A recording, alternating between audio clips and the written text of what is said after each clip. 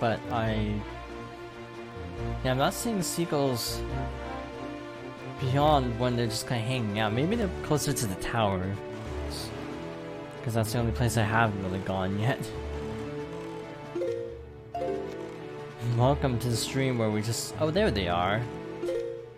That's not east, that's west. It says east of 7-Star Isles. That's clearly west of 7-Star Isles. So I don't take fault for... I won't take the blame for that. I blame the guide for being wrong.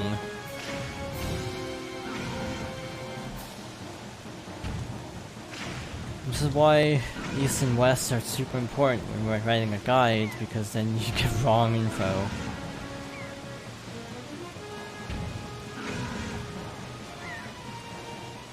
There's a couple character moments in Xenoblade that I also would have done a little differently.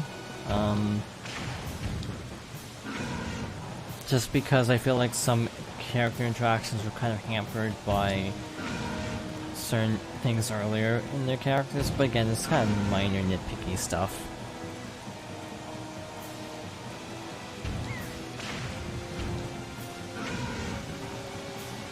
I enjoyed it more than... It's my favorite Xenoblade, I can say that much for sure. And it's because of how I approach RPGs, which is a little bit different than most people. I don't play RPGs for story. Poppy deserved better, I think Nia deserved better, but the thing with Nia is at least it's in a way that's like, it works. Like, it kind of makes her character better that she deserves better, if that makes any sense without spoiling everything.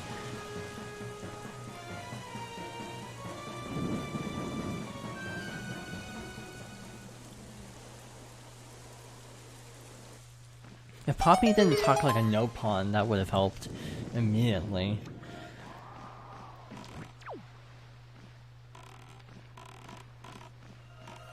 I hate these that disappear and you don't have a map.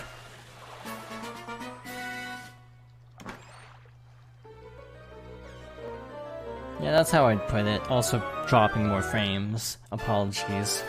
With the stream quality kind of taking a nosedive today.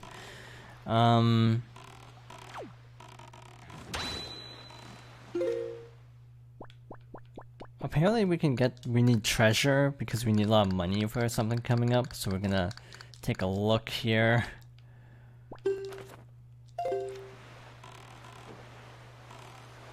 Nia as a character is one of those that just gets kind of crapped on, but it's kind of necessary for her character arc.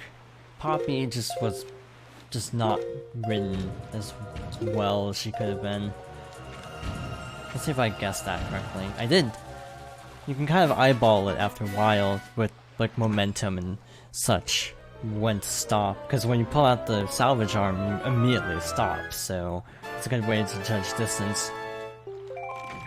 I don't even know if we're gonna get through all the side quests in the next 40 minutes. We might go a little bit long actually if I can, just to get a little bit more done, so next time we can just jump into story.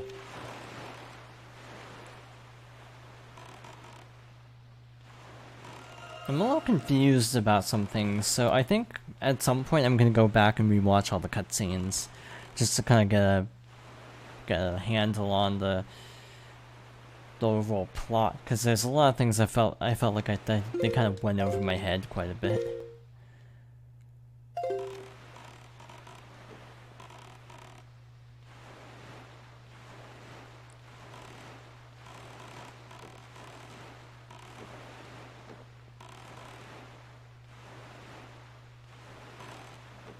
I like how there's no music at night. It ends up giving this game a very peaceful atmosphere. Alright, almost there. A little more. Perfect.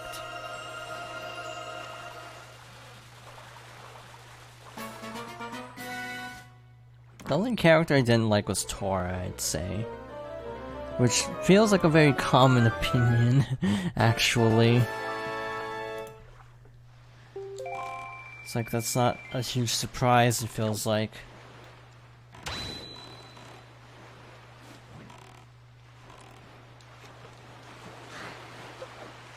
Tora was just kind of like gimmicky, no pawn because Ricky was so popular.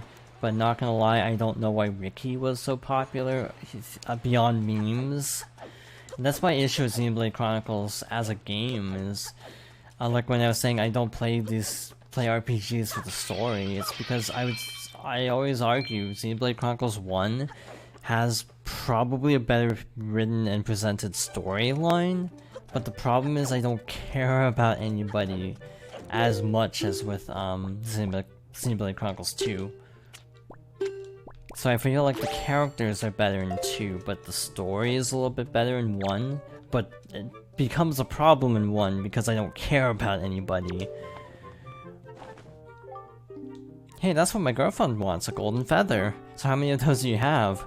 So are you really going to let me have 20 of those? Sure. Really? Are you sure? Yes. I'm going to stick these little beauties in a letter and send them off right away. I'm going to tell her all about you too. I'm so happy, seriously. It's not much, but please accept this. I like Melia in the same way that I like Nia.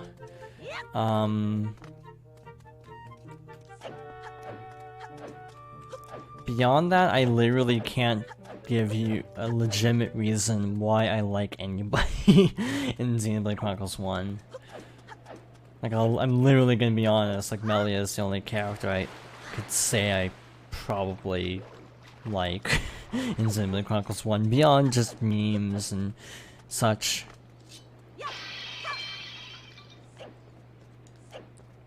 So yeah, that's kind of my stance. Also, I feel like... also, we're here for the, whatchamacallit, the Tingle Statue, so,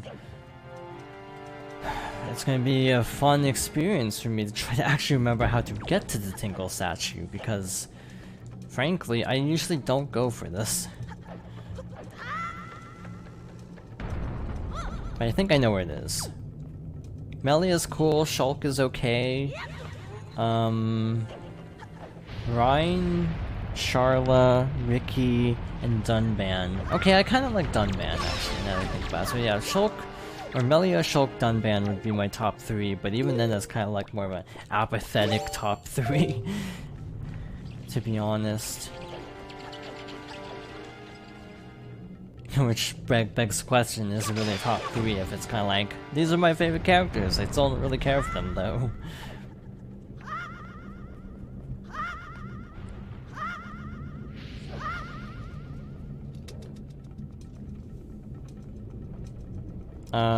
With Xenoblade Chronicles 2, I especially like Nia. She's probably my favorite party member. But I also kind of... Wow, that was actually really easy. I thought this would be a lot harder to get to. So what we need to do is put a bomb down right here. And not blow ourselves up in the process. Or the cutscene will give us immunity. That works too. Also, Link's hat was having a mind of its own there for a moment. Nearly every character, the exception being Tora. In my case. We're gonna cheat this a little bit, we're gonna save and quit. That was my big issue with Rex.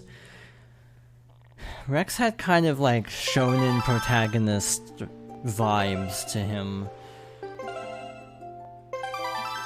Like, he was just generic. Like, he's not a horrible character, he's just like standard protagonist, which is why Nia stood out more to me, because she had a little bit more depth to her.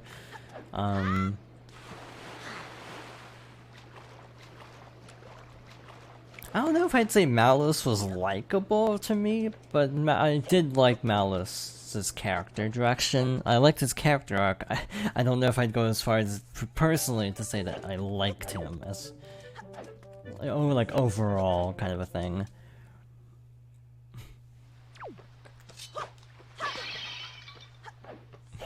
Without spoilers, obviously. That's the thing in Xenoblade Chronicles, is a lot of times, you know, bad characters are interesting, which is better than series like, honestly, Zelda, where the bad guys are kind of like one-dimensional. Like, Ganon is just, I want to be evil. That's all. That's his motive.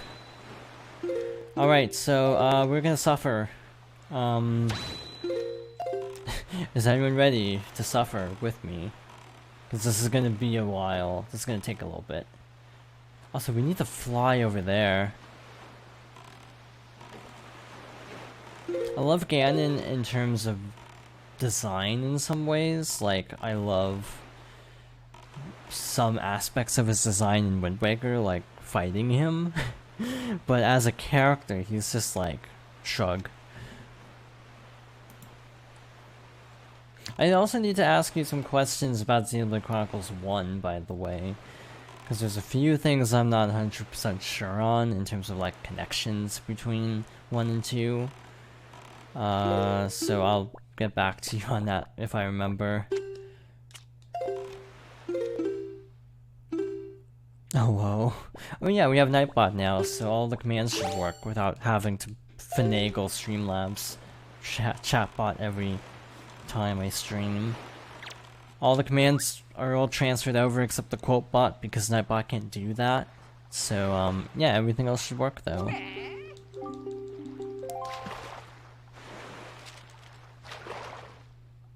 Alright, this is the flight control platform.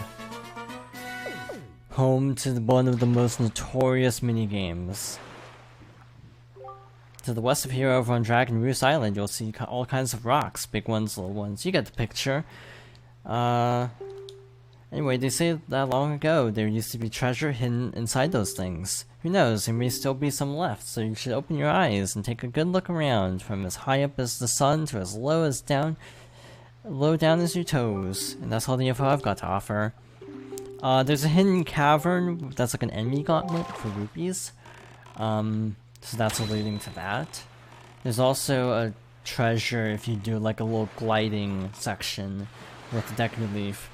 So obviously, I don't know if those are required though. I don't know if there's anything important being hidden by them.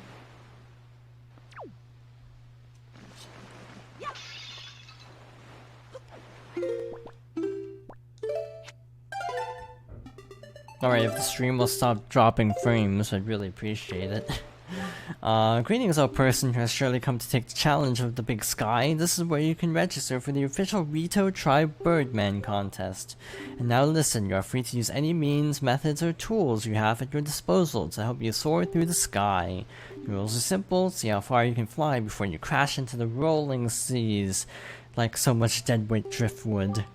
A banner stands now at the site where the great and talented champion who has flown the farthest to date crashed into the frothy waves in a massive splash of glory. If you're able to pass that flag, then you will be the new champion, and you'll be drenched in praise, much as you will be drenched in seawater.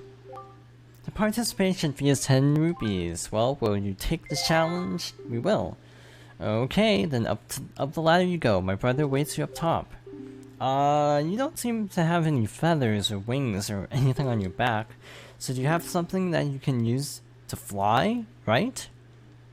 I sure hope so. Here's wishing the wind beneath your, thing, whatever it is. I think I horribly botched this dialogue, but oh well. Oh, a challenger. The contest is afoot. Why does he have a Waluigi mustache? You see that banner far off in the distance? That marks the record distance set by a great and talented champion. You must pass that banner. You know, here's a lore question that's slightly rhetorical, so obviously no answer is exactly needed. This is just me spitballing ideas from lore. I wonder if Reno did stuff like this in Breath of the Wild. Like if they had like flight competitions. Obviously Rivali would win because he's a tryhard. But when they're talking about like their champion and stuff, it's like, you know what, I can picture Rivali doing this and then immediately bragging about how good he is. So you want to go as straight as possible, which clearly is not working out well for me. Take that however you want to. Sploosh. Flight distance was 136 yards. Yes, a whopping 136 yards. Well, you have some skill, that much is for certain, but let me teach you the secrets to push your distance further. First of all, the wind has to be blowing directly toward your goal. That's the only time you should be flying. Secondly, use the updrafts and use them well. Keep these two techniques in your head. When you fly, just don't tell my brother upstairs. Trade secrets, you know? We're gonna be here for a while. Place your bets on how many times this is gonna take. If I can get the second try, I'll honestly be happy, but I somehow don't picture it happening.